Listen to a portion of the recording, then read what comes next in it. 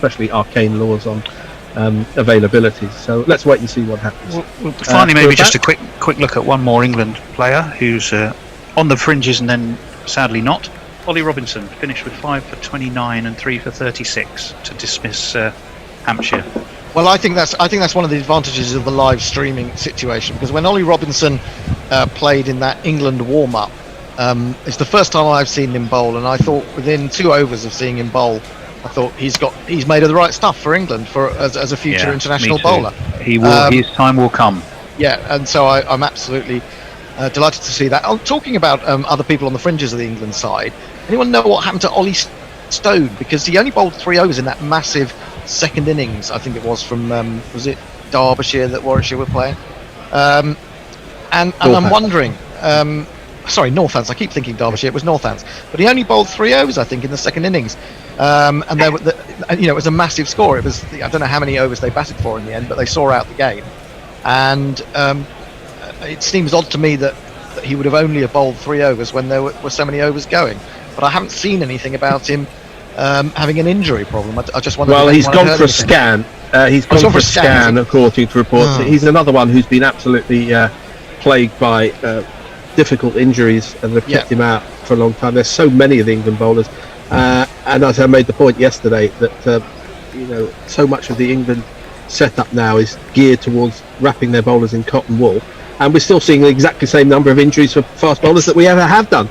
So maybe we should go back to first principles and say you get fit for bowling by bowling. Play some more cricket. There may be something in that. Who knows? Anyway, the teams are on their way back. Time for me to go. Yeah, they're on their way back to the middle. I'm just going to bring you up to date with who's going to be on for you for the first session of the afternoon. It's going to be Fred on ball by ball for the first time today. If you've had enough of Fred, well, tough luck. You've got some more of me. You've got some more of me on Twitter, and it's Dave, I think, who's coming in to join us, or was it Jono? I know they did a swap, and I'm not quite sure who swapped for who, but I believe Dave is the replacement. Okay, well, it's over to you, had Fred. enough of talking to me. It's Dave, fucking me, you muppet! Oh, it's the bear no, shouting. Well, the bear's shouting. It says Bear Jingles. Bear Jingles. No, yeah, you're just Jingles, Bear. No, I'm not. Dave can't do it. And Dave didn't want to miss his ball by ball slot, so I took over from Jono for here. Oh, that's right. Okay. All right. Well, do your jingling best, Bear, and get us sorted. I will do. The batsman. We have this man. Sean Masood was born in Kuwait in October 1989. Less than a year later, Saddam Hussein invaded. Coincidence? Yeah, you keep telling yourself that. And we also have... He doesn't, because he's a cricketer from Pakistan and he's a really good one. Thank you very much. And to open the bowling, it sounds like it's going to be the man with a headband. Sweep the leg, Brody. Got the best headband around. Something has got to keep her down. Got the best headband around. Your ego ain't gonna beat you down. Got the best headband around. Even though your hair is thin now.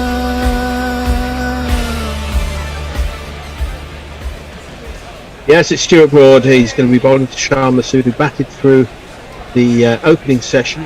He was beaten a few times, as you'd expect, but he's still there as Broad, right arm round the wicket, and Masood plays forward. He thought he was playing a defensive shot, but the ball went past the outside edge. And so, which of you is going to be reading tweets? It's me. Would you believe? Which could be all sorts good of luck, tweeters. Problems. Denzel Dumfries and Galloway, 15 minutes ago during our chat at lunch, says, while all Middlesex fans will no doubt be basking in the aftermath of beating their local rivals, they will surely be equally delighted that one of their own recent favourites helped Yorkshire over the line against Durham. Not to mention, of course, this is my addendum, Paul Sterling, of course, against England. Full ball on leg stump. It's turned into the leg side. A good sprawling stop at forward square leg from Dombes prevents any run. Good luck to David Milan. I don't suppose it went down all that well in the Middlesex changing room, where there were issues towards the end of last season, but that's all water under the bridge now. Yes, indeed. Jeff Perkins has a point to make about Samit Patel. He said maybe Samit and his team have asked Gary Naylor's advice on the best position for him to bat. Oh, the value of Samit Patel at number 8 as broad bowls outside the off stump.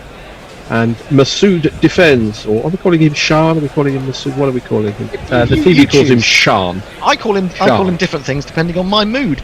It sounds like a weather girl, Shan. That's the only problem. I suppose so. Yeah. Jay Grover says, "What a jolly interesting lunch/dinner time chat." Thank you all very much. Well, thank you. And you know what? We did it all off the cuff because we were supposed to be doing an interview with Dr. Kashi Fansari, who's always entertaining, if not always correct. But he wasn't available, so you had to make do with Tony, Hendo and myself wibbling about county cricket. What we like doing is broad balls outside the off stump, and Sean is not tempted into playing a shot. Messi Jez has moved into position. He says, "Evening all. The very first words I hear as I tune in are, 'It's fucking me, you muppet!' Oh, the sweet relief as I know I'm home again." Well, I was sitting off camera. You obviously weren't looking. I was vigorously pointing to me, and none of you noticed. You know. Yeah, you always do that, don't you? I don't like to look at you too much, unless you've got that man in the garden who stands behind you. Which people won't know what am I missing here? Anyway, Stuart Broad bowls a straighter ball, and it's driven into the covers by Sean. No run. The green room instructs me to call him Sean. So well, we were chatting yesterday on Zoom while we were doing various things, and the bear was sitting in his garden, and he seems to have a very strange sort of totem pole behind him with a man with a very long face, and it looks like the man is head sitting on his shoulder. It's quite funny. It's a mask from my wife's homeland. There you go, a mask from Kenya. Yeah.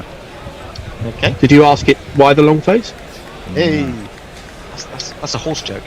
Stuart Broad with his headband flapping in the breeze, bowls and crabby defensive push by Shah.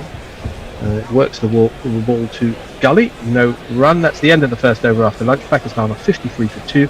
Shan has 27 and Barber 4. Bear, there's always a good way of judging how you're seeing the game by asking you, what bets have you got on? Well, I've got under the fall of the next wicket, 74.5 or 73.5. I put it on. They gave me 29 runs on this, so I put it on at the fall of the last wicket. I'm kind of hoping we get 3, although you know Babar Azam is a quality batsman. Shah Masood I always think is vulnerable. I think Pakistan did really well in that first 8-9 overs that Jimmy and Broady were bowling. I mean, I thought they were a bit unlucky not to take a wicket, to be fair. They beat the outside edge countless numbers of times, and it wasn't because it was too wide and drawing them out. It was actually beating the bat. So they were a bit unlucky, but then they got 2 wickets. I kind of look at the Pakistan order and I think, well, we're talking about us being light at batting, but you know, they're not exactly packed, are they? I mean, well, let's jiggle up the bowl up. Right. Sorry, Hendo. No, go ahead. It's going to be this man.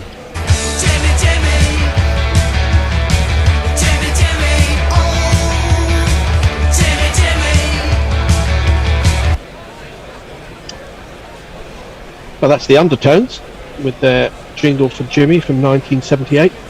They knew he was going to be playing for England for a very long time. Hendo, you were in the middle of making a point. I was going to make a point that the man coming in at number 6 now, as our break off.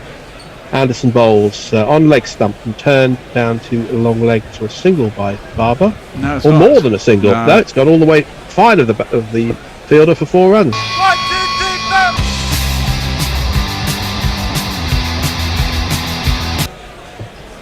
4. Well, I must say, I'm disappointed that Fawad Alam didn't make it into the team on the basis that he would be coming back to Test cricket after, is it 11 years? Or I think it's 11 years. 2009 was the last time he played a Test match. But I mean, I think they've got big hopes for Mohammad Rizwan, who's the taken over as keeper from Sarfaris Ahmed. He's got a pretty good record. Yeah. Got 100 in one of the warm-ups as well. Is Shadab Khan a genuine Test number 6? Do you think?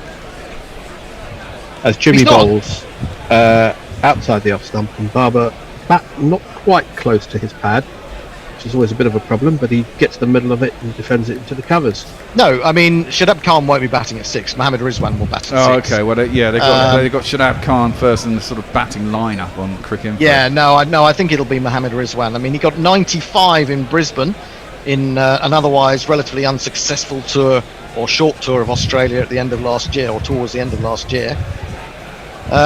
he's averaging 32 in the tests that he played 6 tests, and he's been around for a while, just not been able to force his way in. Jimmy Bowles, and a leading edge from Barber, tried to play it in the leg side. It's gone to cover. They've taken 1. They're deterred from taking 2. 1 more to the total. It's 59-2.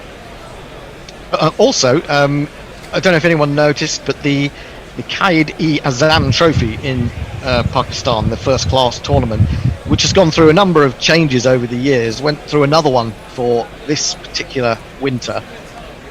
And he was captain of one of the teams, and he scored 323 runs at an average of 161 with 200s. So, he's got some pedigree. Yeah. Qaid-e-Azam, as Anderson Bowles tucked off the hit by Sean straight to Hope at mid-wicket, no run. I don't think us following county championship in this country could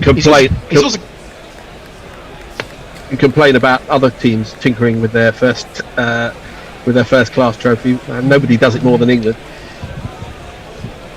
No, it's absolutely true. I'm sorry, I'm having a bit of difficulty picking you up, guys. And my internet has gone unstable. It's taken its cue from me, and so you may not be hearing me back clearly. Hashtag Hendo's technology problems, as Indeed. Anderson nears the crease. Bowles close to off stump, but a good leave by Sean. Yeah, 58 for 2. I think Sean did bat well. You could say they were a bit unlucky not to get a wicket or 2 early on, but I thought, that none of them did anything wrong. None of them really played any poor shots. There was just one that Sean chased a little bit away from his body. He was trying to leave at the last minute and couldn't get out of the way of. Ended up getting a 4. But I thought they batted really sensibly, and I thought it was a fantastic ball from Archer that got rid of Abid Ali, to be honest. Really swung late. People didn't give him credit for that. Anderson Bowles, and again left by Sean outside the off stump. Yeah, they were beaten a few times in the morning, but it's what you'd expect batting first against Broad and Anderson on an English test morning, even if it is the middle of August and the weather's, pretty good. That's true. About another day they've had 3 quick wickets as well, so it's could have gone either way. There speaks the man who lost a bet probably on the fall of the first wicket. I did, yes. It's often easy to tell what the bear has bet, even without asking him, just by the way he sees the cricket that's gone on or is about to happen. Yeah. Sean has faced 89 balls for his 27, which is decent in the conditions, and Barber has 9 from 30. England will be pleased to have got Azhar Ali early because he's a good player. But we saw it was the change bowlers who did the damage for England. It was Archer and Wokes who got the wickets, but it's back to Anderson and Broad at the start of the second session. As Broad starts a new over, again directed down the leg side and turned around the corner by Barber for a single to long leg. The field has to move dramatically. I can bring you up to date with a little bit more information about the first class trophy in Pakistan. Excellent. It gets redesigned every other year apparently. Now it's regional teams, it has been provincial teams, it has been city teams, and it has been a mix of both with corporate teams. I mean, everyone thinks of Sui Gas Pipelines 11. They were a particularly good team in the in Pakistan for a while. One of my favourites. Habib Bank, the federal areas, was it, or something like that? Broad round the wicket to the left-hander. Ball does come back from outside the off-stump, but not enough to cause any problem to the batsman. There was a railway team as well that was quite good, wasn't there? Oh, there's always been railway teams. Yeah, bank teams, railway teams. Those certainly when I was growing up, that was the structure and makeup of Pakistan first-class cricket. So we used to have a little fun with that, didn't we? We just liked the idea of people playing for a railway team. I mean, and the other thing is that you could have a job and then you could play cricket, and you play cricket for the people who employed you. Brilliant. Well, you were employed to be a cricketer on the company team. True. Basically, they were sort of shamateurs as Broad bowls again, and this is nicely back cut into the vacant backward point area and down to the boundary for 4 runs. It's Nissan She. It's Nissan She. Yeah, Broad, who's been so good against left-handers over the last 2 or 3 years, has not bowled all that well round the wicket to this particular left-hander today. And the occasional one's been a bit too wide. He's not getting any help There's no swing, and there is a little bit of movement off the pitch, but not a tremendous amount. I do find Looks it quite like weird that there has been a lot of swing. It's been quite overcast in Manchester, and usually that allows it to swing a little bit more. Well, it hasn't happened yet. Maybe with the ball as it gets slightly older, as Broad bowls again. This ducks into Sean with the angle. He turns it into the leg side. Best fields, no run. I mean, the ball that got Archer's wicket, I mean, I thought that came back in off the seam as well. I mean, it's tailed in and then ducked back off the seam, and it's an absolute peach of a delivery. And I don't know why Azhar Ali there was a gate. Yeah, there was a gate, and I don't know why Azhar Ali was reviewing that one. I mean, he was stone dead, man. Unless he thought he hit it before it hit the pad. Well, his bat flicked the pad, which may have confused him somewhat. But he wasn't reprieved by the appeal, and the review was lost. And this beats the outside edge of Shan Masood. That's a pretty good line for Broad. Did that go away from him slightly? Because it did a bit. That's where Broad has been so successful to left-handers, David Warner amongst them, when he gets the ball to come in with the line that he's bowling and then move away or straighten or turn, Hendo, which is it, off the wicket? Who knows? It's a mystery. I think only Gary Naylor knows the answer to. For Broad, it would definitely be straightened. I would think so. As Broad bowls again a good line, and a jabby defensive prod into the offside by Shan.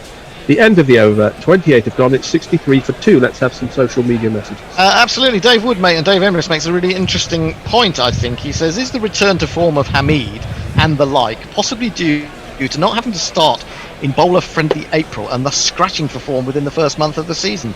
I suppose it could be. I mean, if you take your lead from that, and if things start to go badly for you, because you get a couple that nip off the seam and do all sorts, it can affect your confidence, and that can have a knock-on effect.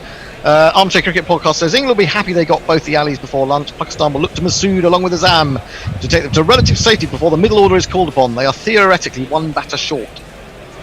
Anderson bowls and played a defensive shot round his front pad by Barber.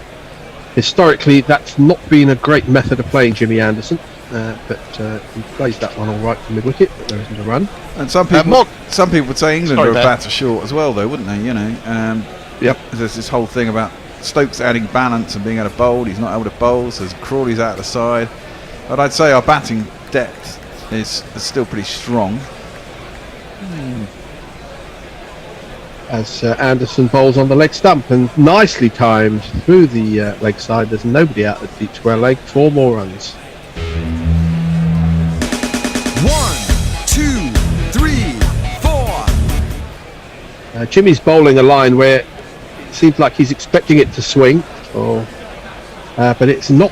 It's playing pretty true, and it was basically a half volley on leg stump. And Test batsmen are quite happy to play those all day. Yeah, I think he was trying that to Abid Ali this morning, and he got hit a couple of times down to long leg. You're right, he's aiming for that middle and leg line, and it's just not swinging really, and therefore it becomes a free hit almost for someone of Babar Azam's class. Again on leg stump, but again turned into the leg side. Not timed quite as well. It wasn't nearly a fuller ball, but they are going to get 2 as the mid-wicket has to retreat 20 yards to field. And also, the clouds seem to be sort of moving away, don't they? It's much clearer, it's much brighter, and the sun is peeping through. That's about as sunny as it ever gets in Manchester. They're getting the barbecues out. They might get blown away, but at least there's sunshine overhead. Absolutely. I think there's another few showers coming through a bit later, so it may darken over again. Well, maybe they won't hit us. We might be lucky. I read one report who lived in Manchester for a few years. As Jimmy bowls outside the off stump of the right-handed Bubba, and it's left through to Butler. Bear, you lived in Manchester for a few years, but you didn't see much of the light of day. Is that fair? I saw a fair bit of the light of day. I never really went to lectures, Fred. I spent a lot of time out at night.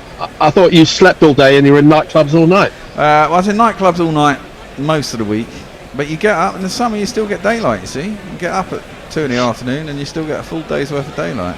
And occasionally you're listening to astronomy with the Bear on Gorilla Cricket. There is daylight in Manchester. Who knew? As Jimmy bowls again outside the off stump, and Barber lifts his bat high But just to add to that point, having made it, the camera pulled back and we saw a bank of really dark cloud around the periphery of Old Trafford. So, yeah, it could be one of those days where you get a glimpse of sunshine, then a shower comes in. There's quite a wind, so that they hopefully will blow on through quite quickly as well. We had one small delay this morning, didn't we?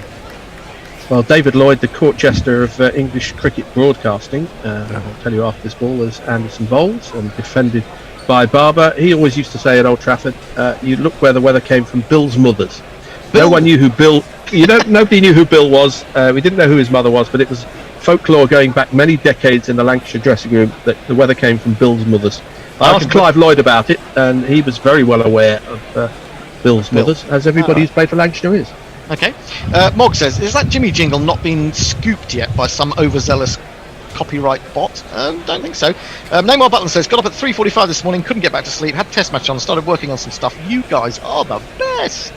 We are. Well, most of us are. We don't disagree with you. Chris Waller says, I believe I read yesterday that all major ICC tournaments will only be played in Australia, England or India. Is that correct? I haven't seen that. Yeah, I think they're saying the majority will be, but I didn't see anything that was adamant that all future tournaments. That would be a terrible thing. No, that's the current situation. All ICC tournaments currently are mandated to be in either Australia, India, or England. Well, that is outrageous. It is a bit. Isn't it? It's extraordinary. I mean, why? Exactly. I mean, West Indies rebuilt all their grounds for the 2007 World Cup. South Africa's got a pretty good cricket infrastructure, hasn't it, in terms of grounds? You'd have thought so, wouldn't you? Absolutely crazy. Well, we saw something interesting between the overs there, because Stokes came all the way out from second slip to have a word with the bowler Broad, who's in straight a ball to Shan, who plays it back to him. I think Stokes has forgotten he's not captain anymore. He had one test against the West Indies, but he lost it, and Root was drafted back in to take over and win his test matches. So, sorry, Stokesy, we're not interested in what you've got to say. Have you noticed, Fred, that our stand-in captains aren't doing very well this year? What with Stokes, and then, of course, Moeen Ali for the fielding portion of England's game yesterday. Took over from Owen Morgan, didn't he? He had a shot one-day series. Oversaw defeat. As Broad in again and jabbed that again by Shah. He's got a very crabby backward defensive shot, but it seems to work for him. No run. Well, what I can remember of yesterday's game, because it was an ODI, England looked very, very flat in the field. It weren't helped by a very flat wicket, actually, and the ball wasn't doing anything for English bowlers. But that's not to take... Well, it is to take something away from the Irish, but... no, I don't think it's to take anything away from the Irish. I think it was a fantastic performance. I think they'll take massive confidence from that. I really felt that might have been a turning point for Ireland. So this is edged into the gully region, and Shan sets off, and Barber is not that interested, so he turns around and goes home. Yeah, I mean, if they Ireland playing again shortly, that they'll be able to take that momentum into another game. That's the difficulty, isn't it? I'm not sure what's going to happen now. I mean, they've had a lot of mini-series cancelled over the last few months, and so it is difficult to know. But also, it was really good to see, was it Tector at the end being involved? You know, because you need one of those really young, hungry players to come through and prove that he's got it at that level. Well, yeah. To bring other people on in a way, and actually to create the interest in Ireland, and therefore hopefully getting more people to play the game. Stuart Broad, rhythmical action up to the crease, and that does shape away, but it started a little bit too wide. But that's the kind of movement that'll keep Broady interested. No, I mean, we have had a... Sorry, Bear, carry on. I was going to say with Ireland, I think they just need to produce that kind of form more often, don't they? I mean... Well, they do, but I think yesterday was, you go back to when they beat England before and the Kevin O'Brien 100, and you think that was probably a one-off, and it was just someone reaching great form on one particular day. I'll break off again. Stuart Broad bowls and Shan defends. But I think there was something about those two senior players who've been around for a long time now for Ireland, both putting up, a great effort. I mean, Sterling to get 142. Balbirnie, who I think is getting better and better in a strange way. A man who's kind of rejected by Middlesex, I think is developing into a really fine player. I think he's one of those guys who's a little bit unlucky at times. Seems to get out in odd ways, as we saw when we covered Ireland-Pakistan. He got a pair, did he not? I think. He did, yeah. But I think he's developing into a really solid player now. And I think if he can bring those youngsters with him, they've got a chance of doing some good things. Oh, this is through Sean. Slightly quicker ball from Broad, perhaps. Butler went up, but not with the air of somebody who thought that there was actually an edge. And although the camera trains en route, there is no question or review. The 30th over is complete. Pakistan off 69-4-2. Let's have another look at that ball. Yeah, it did slightly move away. A genuine defensive shot, and played inside it. So that line that we were talking about and that movement that we were talking about for Stuart Broad looks like he's just beginning to find it. Mog says, I remember doing a jingle for the Pakistan domestic stuff called Cricket Team or Business or something like that. Yes, that's true. The Habib Bank is one I think of. What were the railway ones? I can't think offhand. I can't remember. There was a team called Railways. Just Railways. A long time ago. They were involved in the biggest ever margin of victory. Jimmy starts a new over. Sorry about that. As outside the off stump. And left through to Butler. Carry on, Hendo. Yeah, I was going to say, actually, wasn't Railways? Wasn't that the name of the team that the O'Briens came through in Ireland? I have a feeling that was the name of their club in Irish cricket. Anyway, things have changed with the structure there. Neymar Butland says, the company teams remind me of West African music. Same deal, as in Super Rail Band from Senegal. Yes, absolutely. Nestler informs us he still has nothing to say. That's a shame. Jimmy bowls, and Barber lifts his hand wide and watches the ball through to Butler. And the green room has pronounced that the ICC tournaments, it was officially the case that the for the last tournament cycle that only England, Australia and India would be granted these tournaments, but it's no longer the case. But the next cycle of tournaments haven't been awarded yet, so we don't actually know. He also says, does Mr. Greenroom, that Ireland have no international cricket schedule for the rest of 2020. Oh, that's a real shame. Well, not really a surprise. Yeah. No. As Jimmy bowls and blocked back to him by Barber. Took his bottom hand off there. Wasn't quite sure, was he? Yeah, he did prop forward, and I wonder if the bat was well in front of the pad there. But Jimmy doesn't usually surprise people with bounce. It does happen sometimes. Talking of Jimmys, we've been joined by Jim Webb, who's followed us, so we'll give you a little follow back because we're like that. We're quite nice and kind. And Adnan Lal Palari from Gwadar in Pakistan has followed us, so welcome to you. Anderson bowls again, and again without great foot movement. Barber blocks the ball back into the ground. He did take his bottom hand off that last delivery, but it wasn't noticeably. It didn't noticeably bounce excessively, so I'm wondering what was going on there. We're having a look at that from the side-on view, and no, that's not the same. That's not the same ball, is it? Always the way. It's a shame we're not in touch with the Sky producers, isn't it, to say that we want this particular bit of video replayed for us, if you don't mind. Is that a no ball? That is a no ball. It does appear to be. I think that's one of Jimmy's bowled a no ball. I don't know if that works, really.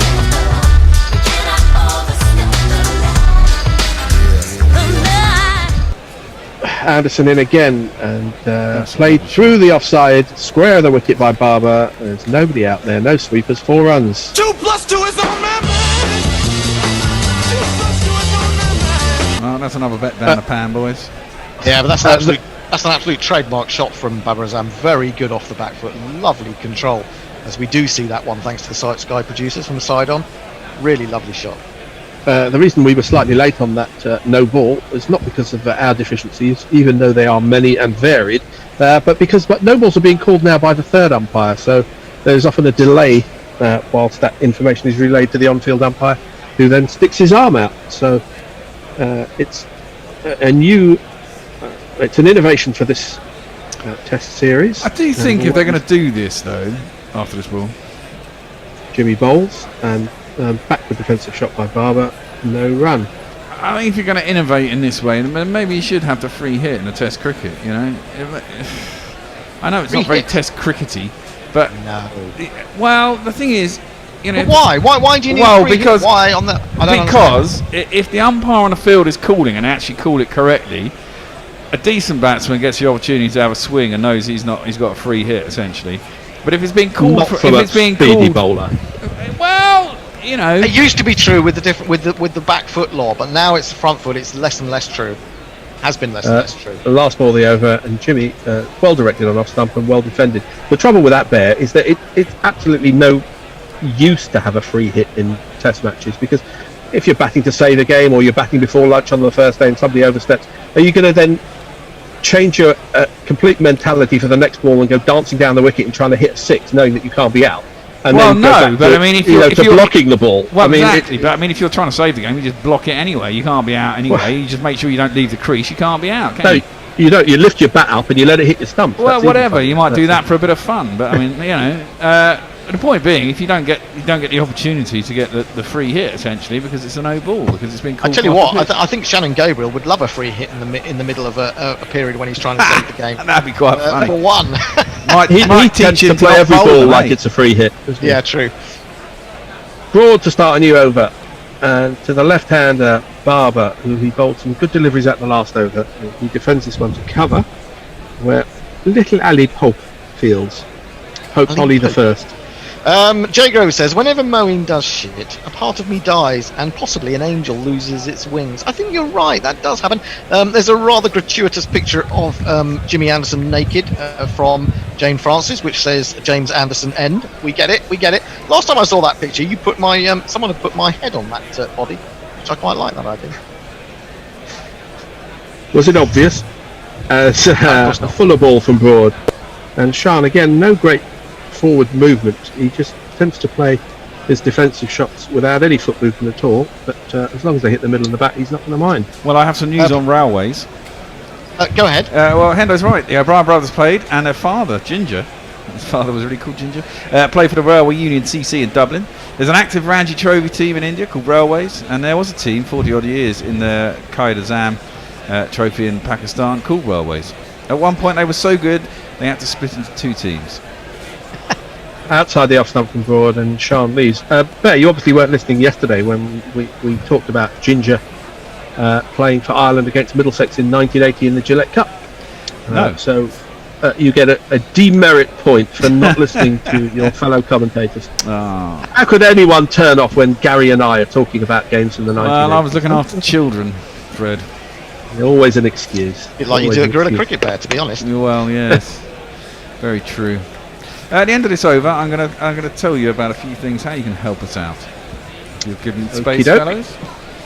Prepare yourselves, everybody. Get your wallets out, because in 3 more's time, the Bear's going to explain to you what you should do with it. As Broad bowls onto the hip of Sean, straight to Dom Bess at mid-wicket, no run. You think there should be a sort of poster above him saying "Never take financial advice from this man" with a big arrow pointing down into his head? I think you'd be very wise to take advice from me. Obviously. You're the man who nearly bought £10,000 worth of bitcoins a few months ago, aren't you? Yeah, thankfully I decided not to. Well, at some point they would have gone up, and at other points they would have gone down. Who knows? All I can guarantee you, Hendo, is that if you buy them, they will go down. Oh, absolutely. I'm not touching them, mate. Believe me. And if you sell them, they will go up. So we should ask you to do a public service. As Broad bowls onto the leg stump of Sean, turns this square on the leg side. Is he going to get 4 for it? I think he is, and he does. Good shot. There's not one boy for me, I must have 2 or 3, I need 4. There's not much margin for error on this wicket. If you bowl leg stump, it's staying leg stump, and it's pretty much free hit. Well, indeed, and I think England have got to keep their heads up here. They've been asked to bowl, which is the wise move. But as we've discussed, when England were playing West Indies, teams that bat first at Old Trafford often win. So England have got to keep their heads here. If they can get another 3 wickets in the next 70 runs, 150 off the 3, there's a chance of breakthroughs and keeping them down to a reasonable score that they think they can get ahead of it. The next ball is guided down to, I thought it was going down to third man, it actually went square on the offside for a single. The end of the over. Listen to the Bear as he explains to you what you should do with your hard-earned. And your hard-earned should come to us, obviously. But how you can do it at the moment, right? So Patreon, if you Patreon $10 a month, which is very nice of you, we've got loads of spare T-shirts. I'm wearing one right now. It's the World Cup T-shirt. They kind of got in touch with us and tried to ban us because we made a really nice T-shirt. So you can get one of those because we've got excess stock. So we're giving them away. Anybody who $10 patrons during this test series, you will get a t-shirt. I will be in touch with you to ask for your size and your address, and I will be sending it in a post. And those 3 people who did it in the last test of the last West Indies test, your t-shirts are now at my house, and they will be going out after this test, so do not worry, they are on your way. So that's how you can do it. Join up to Hot Mic. Hot Mic is genius. You can sync it with a TV, and it allows you to have us with your TV picture, and it costs you absolutely nothing. And for all those people who sign up, it gets us $1.50 per sign up. So you can do us a favour and get probably the quickest and the most stable stream of the lot as well when it comes to pictures and stuff. So it is actually a very worthwhile app, and it plays in the background. You can go anywhere on your phone, and you'll still get the commentary anyway if you want to. Yeah, so you do have to use the. You do have to put GC Radio, the words GC Radio. GC Radio, of course. When you asked an invite code, you get GC Radio, and that makes you one of our followers. Oh well, we have a change. We have a new bowler, change of bowling. I won't tell you who he is, but he's bowling right arm off breaks. And we'll jingle him up now.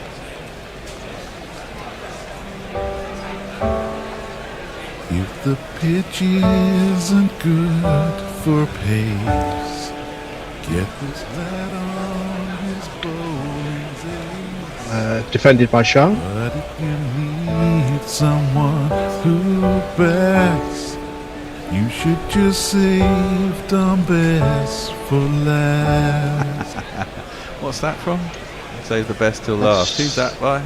Some cheesy number. Whitney Houston or somebody, is it? Could be, I can't remember.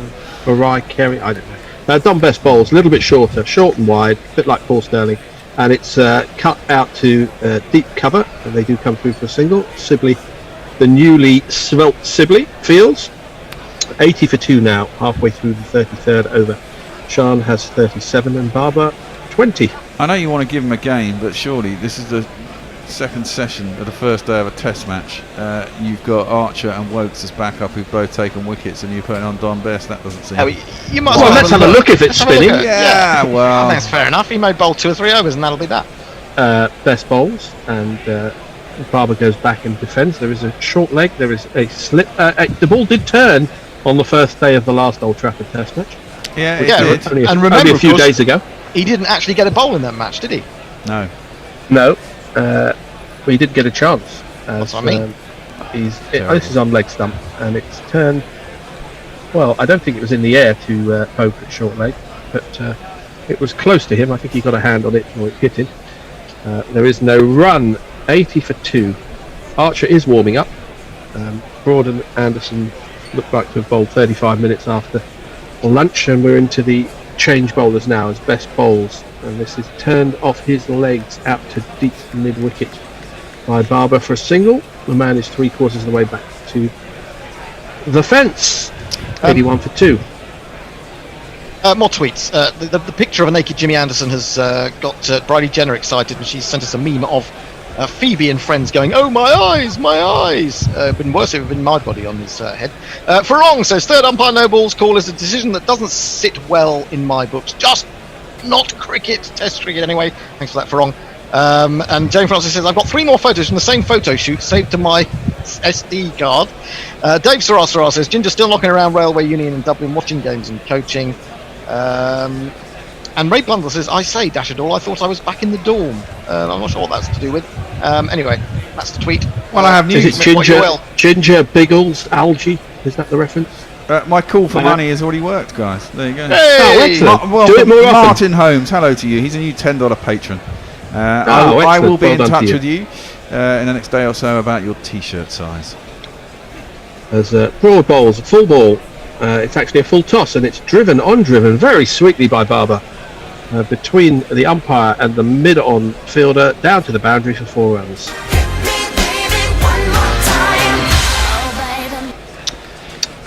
Well, I thought Broad was coming off when we saw Archer warming up, but he's been given another over. Hendo, are you going to send Jane Francis some naked pictures of yourself that she can keep on her hard drive? I don't think she'd appreciate them, funnily enough. If she asked nicely. Just my guess. It's just my guess. You know, maybe 30 years ago. Who knows? Probably not. 85 for 2. Stuart Broad still wicketless in this game. He's in his 11th over. He's taken none for 24. He's up to the wicket now, and he bowls. And that's a quirky leave by Barber. He does a sort of a 3/4 Steve Smith. by flicking the bat round towards his legs. It's a straightish delivery, but he felt comfortable in leaving that one, and his wicket was not disturbed. Armchair Cricket Podcast has alerted us to something called the Cricket Podcast. I don't know if they're related. It says Shan Masood has been out to full tosses a few times in Test cricket. Good thinking from Joe Root to bring Dom Bess on. Well, it wasn't Dom Bess who bowled the full toss, it was Stuart Broad. No, maybe I should be bowling at him. I used to bowl a fair few number of full tosses, or high Yorkers as Andy Ward once called them, outside the off stump and moving away, but started wide and went wider. Well, Shan Masood's test average is only 31.28, so it's not massive. He's approaching. Yeah, but we now. were talking about this earlier, Bear. Since 2018, it's about 45. Oh, okay. So he's definitely improving. Gone up a level. Yeah, absolutely. Yeah, but none of these Pakistan players could be said to be in or out of form because it's been such a long time since they played. So that's the thing. I mean, you can talk about the fact that Babar Azam has scored 400s in his last 5 Test matches, but it means nothing really. No. I agree with you, Ender, which is why I said it. This is a straighter ball, and Barber just leans forward and defends to mid-on, no run. I'm assuming Bess is going to stay on. I mean, it means you have good memories and a belief that you're meant to be there. You may not necessarily be in form, but it's a mental state you're going, well, I scored 4 tons in my last 5 matches. It may have been a long time ago, but yeah, I remember the good times. You draw on that, don't you? I suppose you do, yes, absolutely. But I mean, it's in terms of actually feeling the ball on your bat. Yeah, what is that? You like that feeling of the day before you've been in really good form and you come back and you're still feeling in form. But yeah. I think when you've been away from it for 4 or 5 months, yeah, it's more difficult. True, but I guess that memory is still there. Broad bowls, straight ball, no deviation off the wicket or in the air, defended back to him by Barber. 1 ball left of the 34th over. We're going to have a changeover, presumably, now. I can see Jono's coming to the room, and Dave and Tony should be joining him. I've got to admit some of them. Who's he? And there will be a changeover after this ball. It's been a delight, as ever, to talk to the 2 Nigels, Hendo and the Bear. We shall all be leaving you. You shall indeed. Let's see what Broady can do with the last ball. Probably the last ball of his spell as well, as it's outside the off stump and goes further. Butler stops it but doesn't gather. The end of the 34th over, 85 for 2. Take it away, somebody else. It is down to me, I believe. Tony, with me again. The dream team reassembled. All the stuff are nightmares, depending on which way you want to look at it. But yes, it is indeed me. And I believe we've got Dave with us. Dave should be joining you shortly. You never know. I think he's got a hamster and a wheel linked to a couple of elastic bands to power his home internet. Well, he is in the green room. He's awaiting. Come on, Dave. Where are you? Give the hamster a bigger kick. As Best to start his second over round the wicket to Shan and just blocks back up the pitch. Best looks to lazily retreat that, but then waits for straight mid wicket to go and pick it up. Do the fielding for him. So he took a long time to get off the mark, did Babar Azam, which means that he's got to his 25 in fairly rapid order. Because he took about 15 balls to get going. He's a pretty classy batsman when he gets going. As Bessin again, no real turn to speak of as that's guided down to a short kind of backward point, short third man region again for no run. Thoughts since lunch, Tony? Do you know what? I think if I was Pakistan, I'd be very, very happy. Yeah. That's my main thought. I think England would be a tad frustrated. As Bessin again now around the wicket, slightly quicker one. That one does turn touch off the straight, but hits Shan on his front pad, but easily going down, so no appeal and again no run. I shall hand over to Dave too. Thanks very much. Afternoon, guys. Hello. So my screen was frozen. As Bessin again and just easily blocked back up the pitch to the bowler by Mohammed Shan for no run. I think that the pitch offered a bit of assistance to the bowlers earlier on, didn't it? But I think the Pakistani batsmen have started to look quite comfortable. As Bess now past the umpire, 5th ball of the over. Ball just turned slightly off the straight, but collected again no run from mid wicket into Butler. They look quite comfortable. I think Babar Azam's a quality player, isn't he? We've seen him do well, and obviously playing for Somerset in the county championship over the last Well, 40 test average of 45. Oh yeah, he's certainly no mug. As best thing now to complete his over. A bit of dip there. I don't know if that's kind of drifting as well, but into the left-hander, no real turn, and just block back up the pitch to complete a maiden over. Only got best of 68 against England, but then he's only played one, hasn't he? His only previous game against England was at Lords in 2018, which of course Pakistan won, didn't they? Yes, by about 60-something runs from recollection. Bowlers bowled to a plan. 9 wickets they won by, what am I saying? Yeah, bowled very well, and the England attack from memory just decided to try and bang it in halfway down or back of a length, and it didn't really offer us anything. Whereas the, I think it was it Mahmood Abbas who bowled brilliantly? I think they had a left arm as well. Mohammed Abbas. Yeah. Mohammed Abbas, yeah, he did. You're absolutely right. Took 4 for 23 and 4 for 21 in the second innings, Mohammed Abbas. So very much.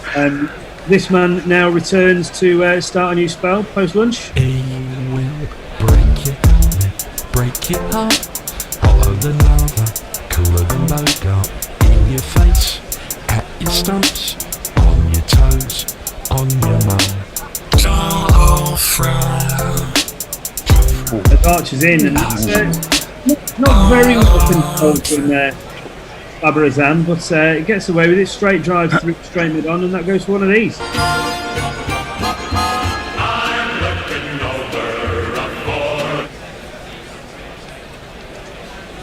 Thick inside edge, playing slightly away from his body. I mean, the wicket that Archer got this morning to bowl Ali was a real good nut. He's just got it in the locker, hasn't he? He can just, I don't think he can ever settle against Archer. He's got that rapid bumper that has hit quite a few people, but he's without much of an obvious change of effort. Absolutely, as that's just worked into the leg side by Babar Azam. Ollie Pope comes in from mid-wicket, does the fielding, but they take a quick one. Partnership now on to 47 from 104. Azam apparently 1 off his first 15 deliveries, 3 off his next 12, and then he'll be now 22 off 28. But yeah, he's certainly picking his scoring rate up. Yeah, and he didn't look comfortable for a while. England seemed very happy or content or very fixed on denying him the space for runs. Yeah. But I think now he's settling into his work. He looks a different proposition. Yeah, I think they're wary of him and his record, despite having not played much top-level cricket for a while. I think they know how good a player he is. There's Archer in now to Sean, full ball, and that's just covered up solidly, picked up by mid-wicket, and there will be no run. He's over 50 in both ODIs and T20s as well, so he's a renaissance batsman. Yeah, he's built for all formats. Absolutely. David, your thoughts on the afternoon so far? I think that it's been a good partnership, this, hasn't it? And it looks as though the preparation the guys have made is really paying off. Absolutely. It's Archer in now again to Shan, who just blocks solidly, and that's picked up by Dojo Broad as it dribbles up to him, and again for no run. Who's on socials just for the end of the over? David is. Yes. He'll be there ferreting away, collating all the information before his eyes to let us all have in a couple of balls' time. As Archer in again now, shorter ball and quick short ball. Dug by Sean as that goes through to wicketkeeper, but for no run. 86 miles an hour that one. So his speeds are definitely up, despite it being a bit cold, blustery and blowy up in Manchester. God's country, as I would refer to it. People say that about Yorkshire, but that's definitely the wrong side of those there hills. On the side of God. Archer now turns. False start. Obviously something wrong with the sight screen. Sean backs away. Sean now on 37 out of 118 balls as Archer in to complete the 7th over, and that's left alone outside the off stump through to Butler for no run. Pakistan on to 90 for 2 from 36. David. Yes, thanks, Jono. So Brian Barish says, good morning, lads. Great to have international red ball back after a brief respite. We were lucky that Isaiah's only dumped a lot of rain and ran away, although there were a few tornadoes in the Philadelphia region. and a few people are still without power. Well, that sounds like, you know, that was a lucky escape. So thanks very much for that, Brian. I'm glad you're well and that there's not too much damage done over there. Derek Willis says the other way to look at Azam is that he hasn't lost a test wicket in months. And Gits and Grats says, I'm not sure we've had this one, I guess the only advice to give in this situation is to take a good long run up, utilise the breeze and hit the crease hard. The more the merrier, since he's a renowned swinger. Brilliant. In third over to start his third over. That little funny hop he has at the top of his run up, he's now in, delivers. Full ball, just wide of the off stump, and that's a lovely drive through, extra cover by Babar Azam for one of these.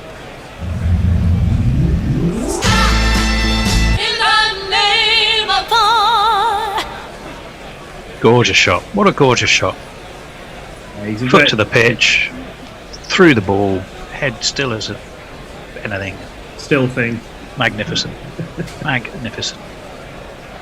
Masood, contribution 51 off 109. Masood 15 off 53. Azam 34 off 56. So absolutely the aggressor in terms of the partnership. Well renowned as a class player on the global stage now. Babar Azam is buffed Bess in again. That takes the outside edge from Babar Azam, having not turned, just went on straight with the arm, outside edge down to backward point, and they will come through for one.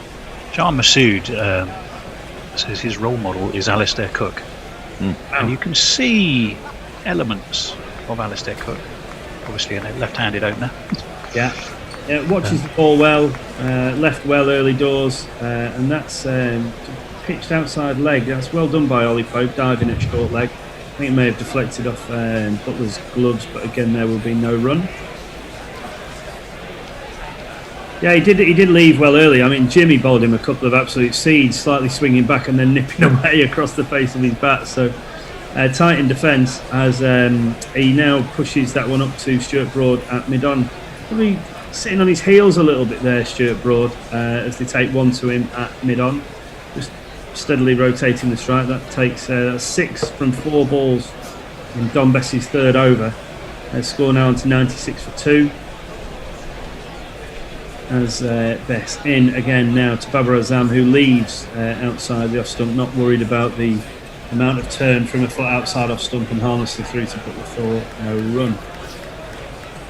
That does look drifting away slightly and turning a little bit, but certainly not the amount of turn that is going to worry Azam on the first day of the test match. As Bess now in to complete his over. That one does drift a little bit, but it's another lovely drive by Babar Azam, this time square of extra cover for 4 runs.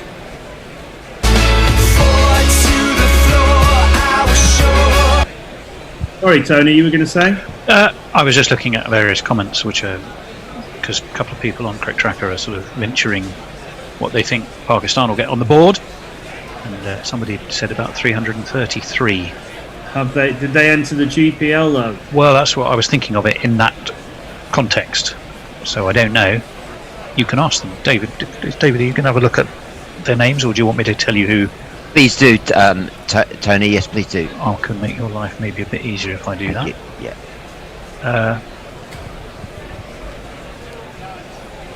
I can tell you 2 people. I'll wait till after this next ball.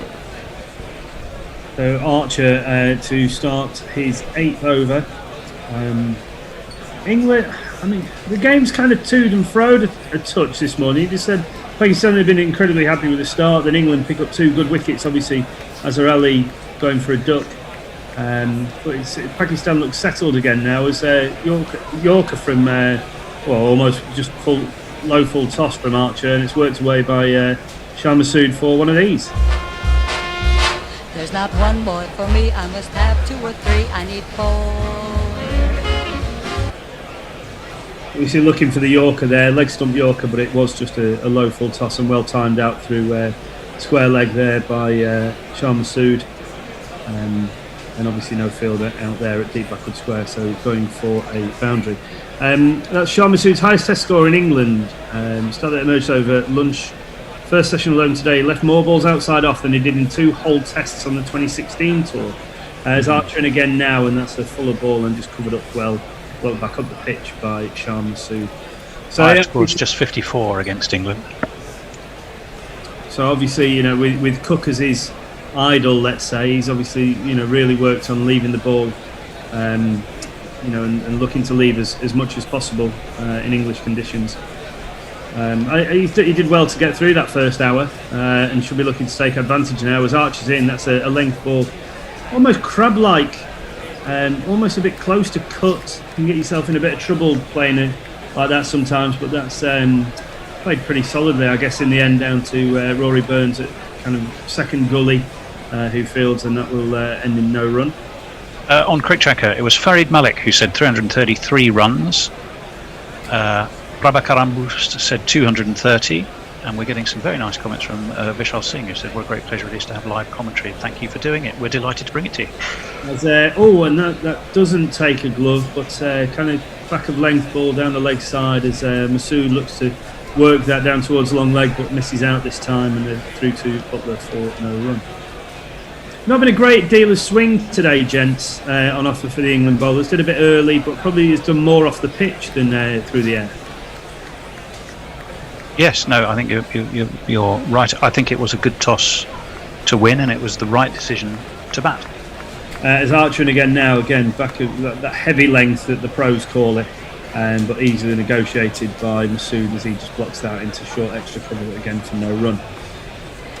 5 balls to the over gone, 104 for 2. Pakistan, having won the toss and decided to bat. I think a brave decision, some would have said, having not played any top level cricket since February.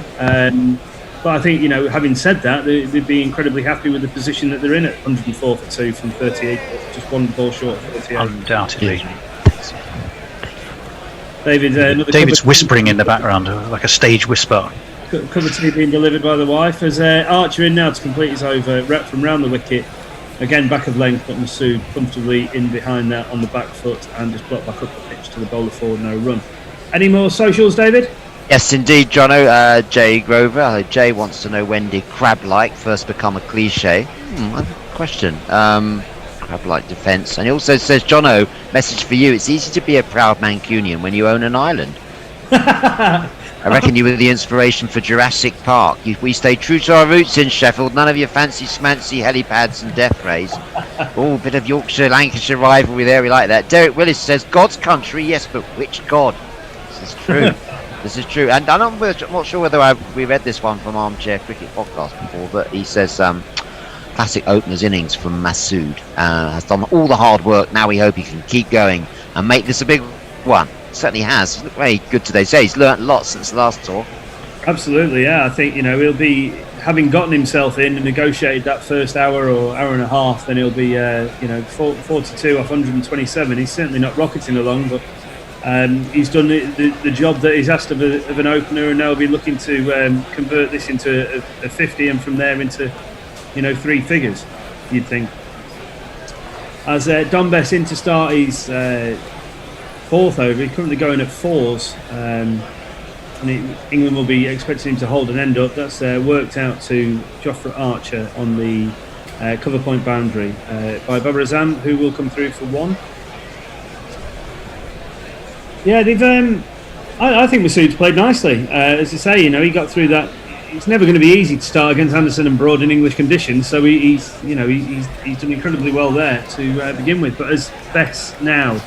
Better ball, that full, very full, probably pitching on middle, straight in the touch, but solidly covered up by Masood, who just blocks that back up the pitch to the bowler. He's only played once at Old Trafford before. He made 39 in that thumping defeat by England when Root made 254 and England won by 330. So he's gone past that.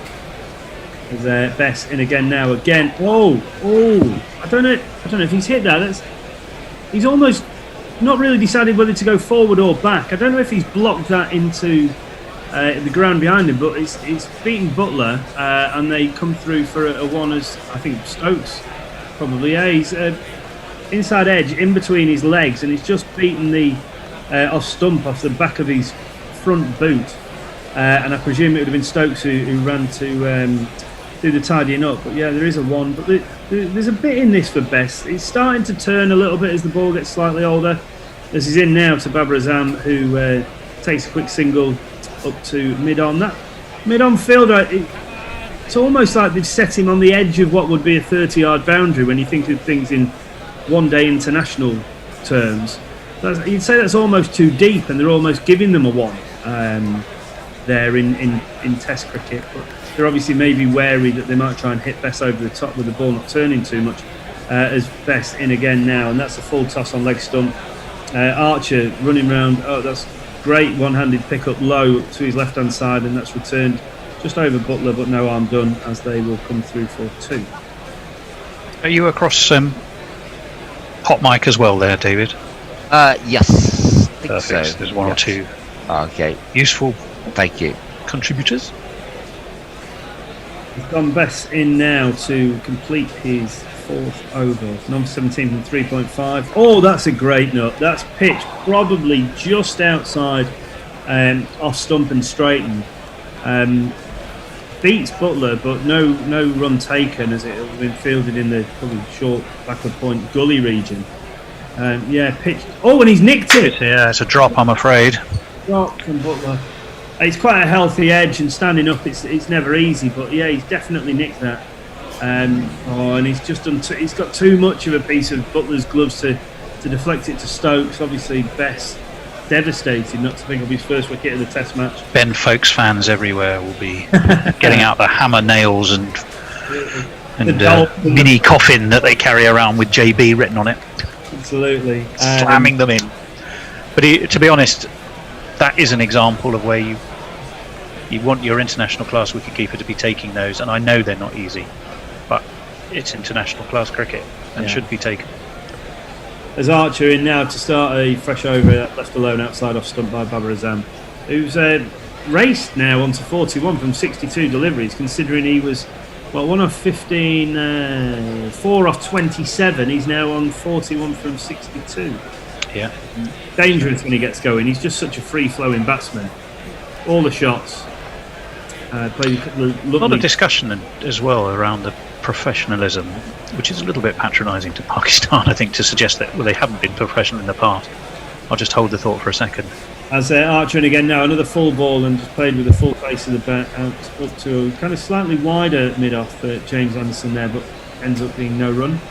All right, the PSL got cancelled. I'd imagine or so. Did it? Yeah, so I think a lot of focus has been around lack of cricket that they've played, but just how well they have gone about their prep for this series. Archer in again to Azam, who cuts that hard, and that's beaten the gully and backward point fielder and run away to the boundary for one of these. 1, 2,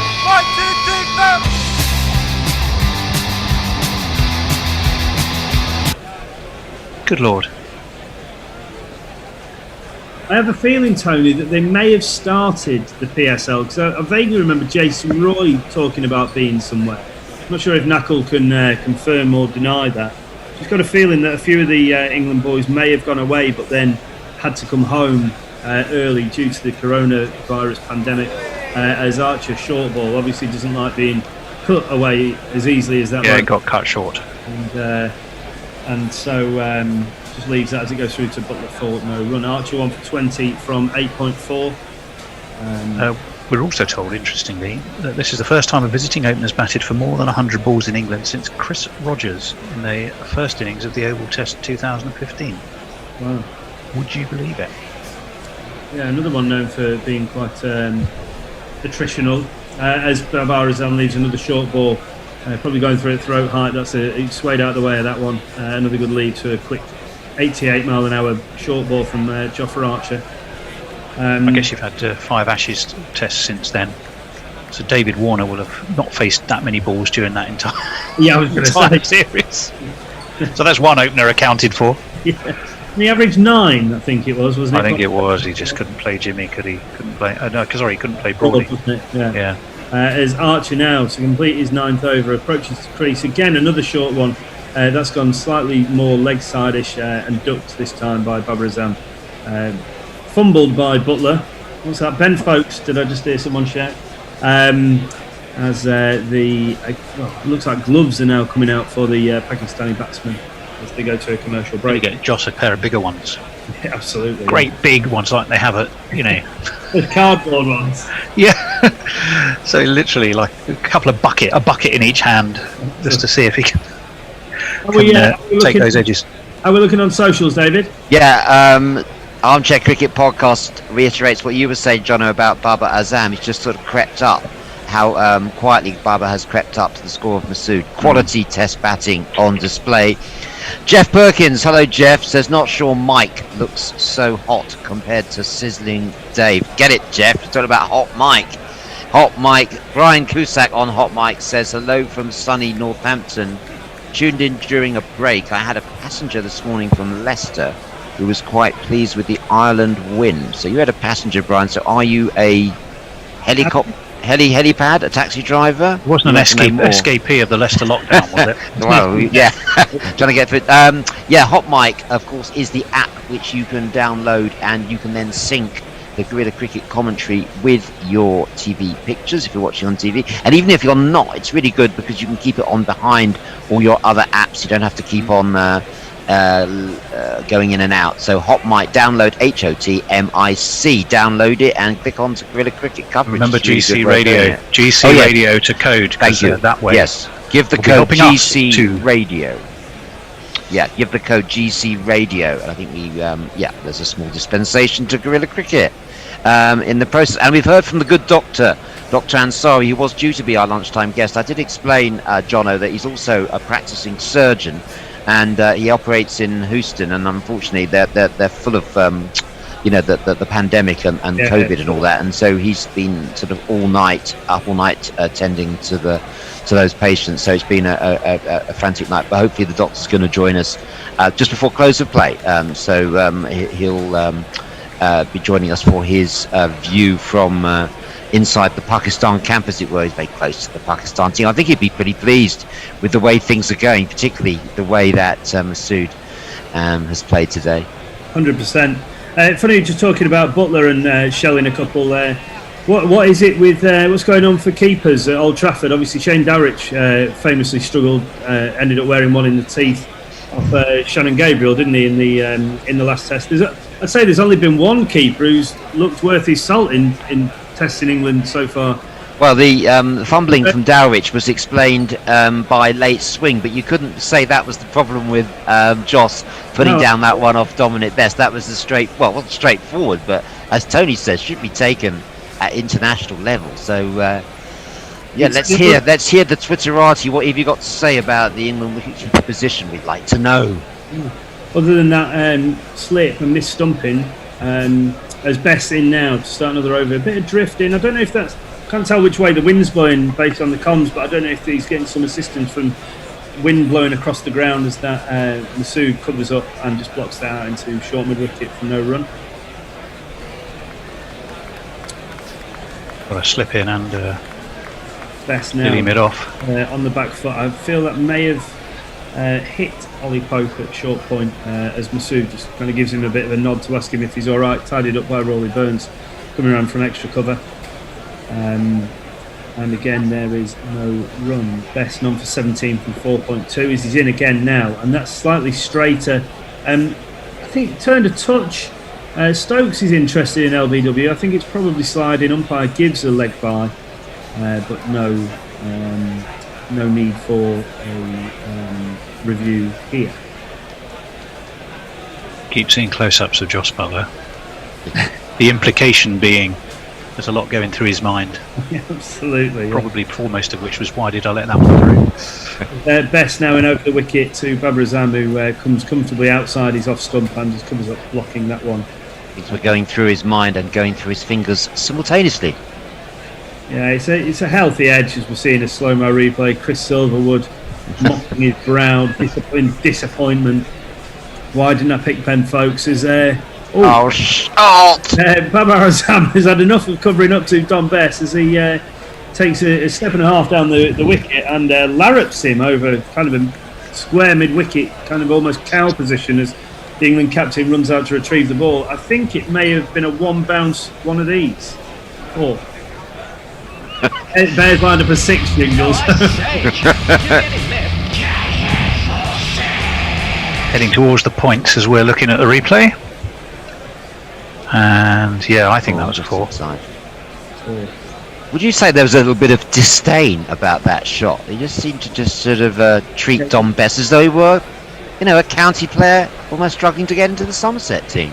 This is 50, by the way. If this is 6, then it'll be 50 for Babar. But I don't think it was. That to me looks. Yes, the Bears frantically signalling 49. So the green room slightly early in there. Call for a Babar 50. Is Bess in again now, and Babar will in fact indeed make it to 50 by running a quick one out to cover. Well batted, Babar Azam, as he brings up one of these. 50 runs, your 50 runs. Well done, well done, well done, well done. 50 runs, your 50 runs. The job is only just begun. That's his 14th Test 50. Yeah, 50 brought up in good time considering how he started his innings with 9 4s. And yeah, he took a class apart, hasn't he? Some glorious extra covered drives right along the carpet for 4. But yeah, looking in imperious form. That's 1,900 runs in Babar Azam's Test career at an average of 46.34, 1,400s and 500s rather, as Tony quite rightly says. And that's a short one from Archer. First ball of the next over, well fielded by Chris Wokes, diving to his left at long leg. And they will come back for 2. Well, quite a quick short ball. Well directed that from Jofra. Yeah, it was. It was short, but not so. Just not so short, but it climbed, didn't it? Yeah. And he rolled his wrists on it pretty well, I think, in the end to keep it down. Yeah, he seems to have that ability, Archer, doesn't he? Just to get it to lift from just back of length into that kind of throat region. And it looks like they will be going off for another rain break. Over Old Trafford. Of course they are. I mean, it was forecast though today, wasn't it? We felt we were going to be off and on a bit. The old hover. It's a lot less bother with the hover, which is being brought on. If there are showers in Manchester, I dread to think what Jay's looking out, seeing outside of his window in Sheffield. It must be torrential over that side.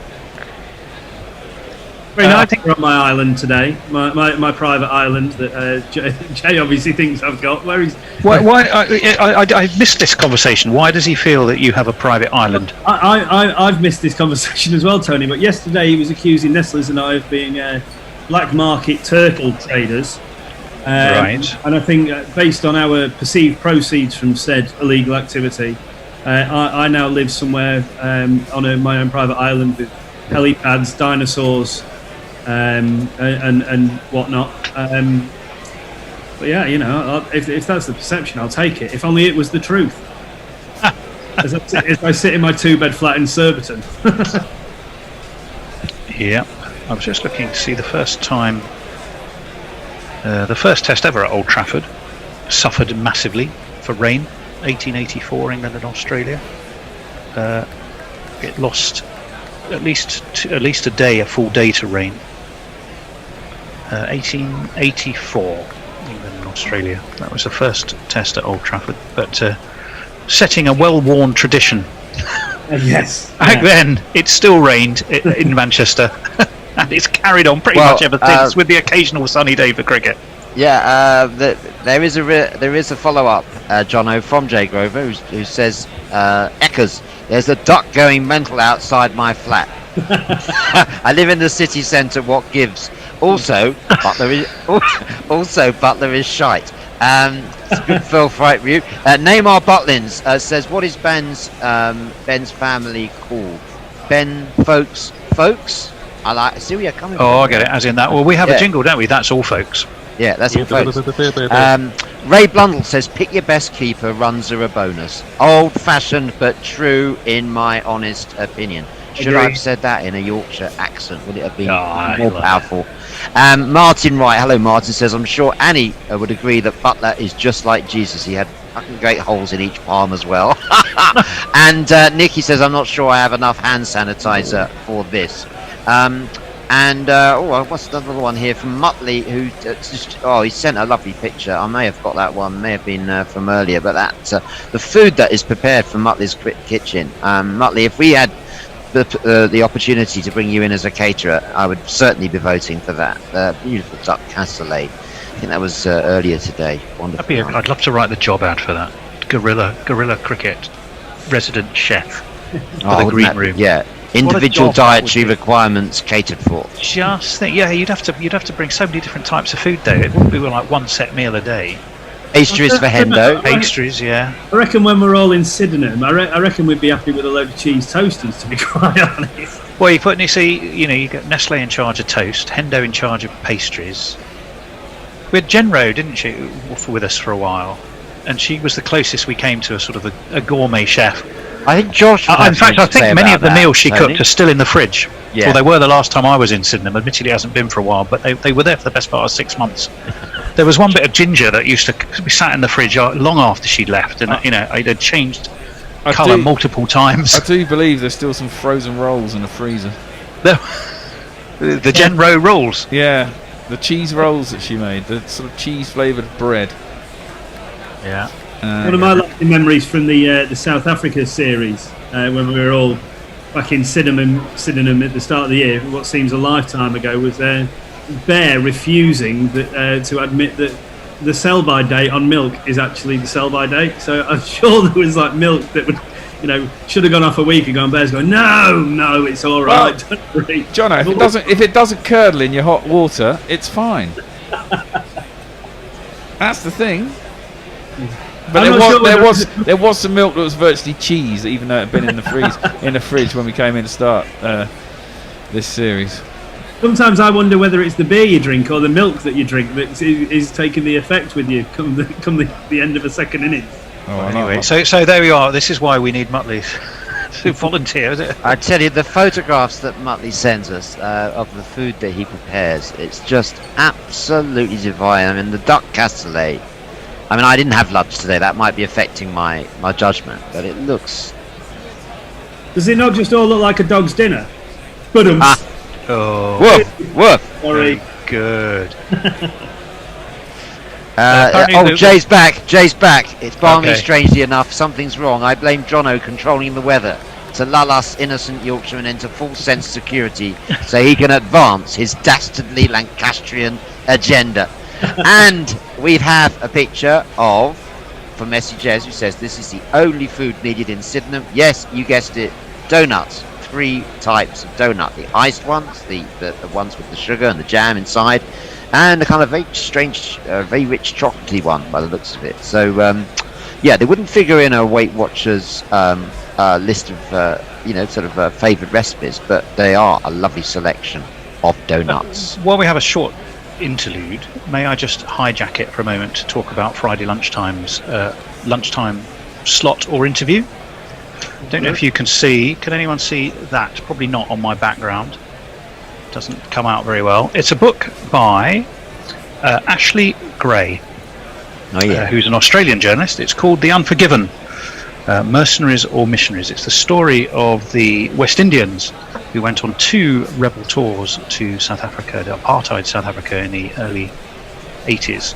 It's unjudgmental in what I've read of it. Tells some really interesting personal stories, asks a lot of questions. It's particularly relevant, I think, to where we are now, and our thinking around Black Lives Matter. But above all, it is a fascinating read. It's a interesting debate. David, I know it'll undoubtedly be of some interest to you as a keen follower of West Indian cricket. Some of those players who are ostracised from their homeland, having to live away. You can argue whether they did it for money. You can argue whether they felt that they were somehow putting one over the system by doing it in the first place. It is a nuanced argument, and what Ashley Gray does magnificently is really sort of pursue that argument, as I say, in a highly forensic but non-judgmental way, having met almost all of the players who went on that tour. It's a fascinating book. No, I've heard. I will be interviewing him Friday lunchtime. that's something to look forward to. Yeah, I've seen very good reviews. It's interesting, the story that I'm sure you're asking about, the story as to the first player that he met, because it was that chance encounter as he was in the back of a cab going to Sabina Park, wasn't it, with Richard Austin, one of the players who's now, on the who was then on the streets, as it were, that prompted that. The interesting story, another one of the, I know he talks to all the players, and one of the most interesting stories is definitely the one about Lawrence Rowe, because there was a player, in the highest quality, as it were, who's been completely ostracised because he went on that tour, then was given a reprieve and was invited over to Jamaica as a sort of peace offering 20 years after the event, and they named a stand at Sabina Park. Sabina Park after him, and then this created a huge furore, in Jamaica and across the Caribbean, and then sadly the offer was withdrawn. Well, he did a radio interview. Yeah. He did a radio, having felt he was probably making a mistake. He publicly apologised. They did, because he was a great of Jamaican cricket and indeed West Indian cricket, and he apologised, and then he was felt that he had somewhat recanted the apology on a radio interview, literally the day after the stand opening, from what I understand or have read. But even then, the words he chose and how he said it, I think he said he felt he didn't have anything to apologise for, rather than recanting the apology he'd already made. Either way, you're absolutely right. They snatched the honour back off him, and it isn't the Lawrence Rowe Pavilion.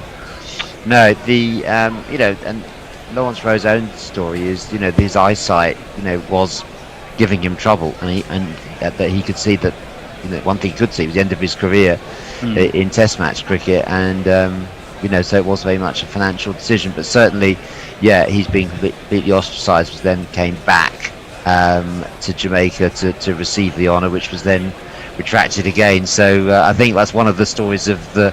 Be fascinating to hear that. So that's on Friday lunchtime, is it? Where did you track him down? Yeah. Did you track him down in Australia? Absolutely. Yes.